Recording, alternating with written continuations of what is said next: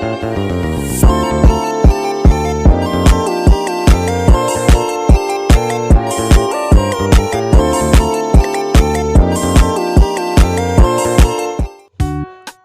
itu belajar, mengajar, dan pembelajaran?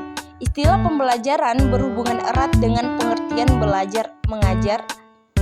Belajar, mengajar, dan pembelajaran terjadi bersama-sama. Belajar dapat terjadi tanpa guru atau tanpa kegiatan mengajar dan pembelajaran format lain. Sedangkan mengajar meliputi segala hal yang guru lakukan dalam kelas. Davin dan Royal Hall 1989 mengatakan apa yang dilakukan guru agar proses belajar mengajar berjalan lancar, bermoral dan membuat siswa merasa nyaman merupakan bagian dari aktivitas mengajar. Juga secara khusus mencoba dan berusaha untuk mengimplementasikan kurikulum dalam kelas. Sementara itu pembelajaran adalah suatu usaha yang sengaja melibatkan dan menggunakan pengetahuan profesional yang dimiliki guru untuk mencapai tujuan kurikulum. Jadi pembelajaran adalah suatu aktivitas yang dengan sengaja untuk memodifikasi berbagai kondisi yang diarahkan untuk tercapainya suatu tujuan atau tercapainya tujuan kurikulum. Selanjutnya pengalaman empirik sebagai sumber belajar. Jadi pengalaman empirik di sini adalah apa yang diperoleh langsung seseorang baik melalui penglihatan, pendengaran, perbuatan atau sesuatu yang diperoleh dari pengalaman yang luas. Sebagai misal, mengajar merupakan suatu giat yang dilakukan secara profesional. Hal ini merupakan tugas utama bagi seorang guru. Guru memiliki peluang besar untuk belajar dari pengalaman mengajarnya di lapangan ketimbang belajar dari berbagai penelitian atau pendekatan psikologi. Berikut pengertian empiris menurut para ahli di antaranya. Yang pertama itu menurut Hilman Hadikusuma 1995. Empiris merupakan suatu penelitian yang sifatnya itu menjelajah, melukiskan, dan juga menjelaskan. Yang kedua itu menurut Amiruddin dan Zainal Asikin.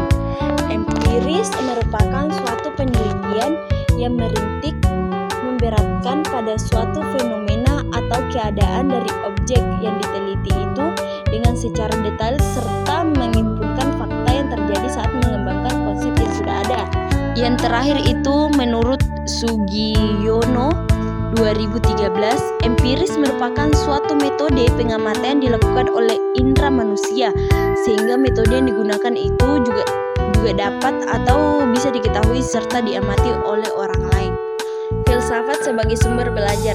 Filsafat menjadi salah satu sumber tentang belajar berawal dari sifat materi. Filsafat itu lebih banyak didasarkan pada pemikiran yang radikal. Pemikiran filsafat tersebut tentu bisa diperimplikasi pada pemikiran dan pengembangan teori belajar. Apalagi dewasa ini sedang berkembang dengan berbagai jenis ilmu. Giyanti 1994 menyebutkan bahwa terdapat 6 jenis ilmu yang dikembangkan. Keenam jenis materi itu tersebut meliputi yang pertama itu ide abstrak, yang kedua itu benda fisik, yang ketiga itu jasad hidup, yang keempat itu gejala rohani, yang kelima peristiwa sosial, dan yang terakhir proses tanda. Keenam jenis materi ilmu ini satu sama lain berbeda. Selanjutnya dari 6 jenis materi ilmu ini dikembangkan berbagai cabang ilmu, ranting ilmu, bahkan ribuan tangkai ilmu. Keseluruhan jenis ranting dan tangkai ilmu itu dibahas lebih rinci pada filsafat ilmu pengetahuan. Terakhir itu pembelajaran menggali konsep siswa. Istilah konsep siswa digunakan pertama kali oleh Barr 1994. Konsep siswa dapat didefinisikan sebagai pengetahuan, pengertian, keyakinan, dan ekspektasi. Resepsi atau kesan mental setiap pribadi siswa terhadap dunia sekitar di mana dia hidup beserta fenomena yang terdapat di dalamnya. Sebagai hasil pengamatan, pengenalan, interaksi, interpretasi, dan respons setiap pribadi terhadap gejala atau fenomena, serta problema sosial yang mereka temui dan alami dalam kehidupan kesehariannya. Konsep perkembangan perilaku dan pribadi peserta didik. Pertama itu pengertian individu.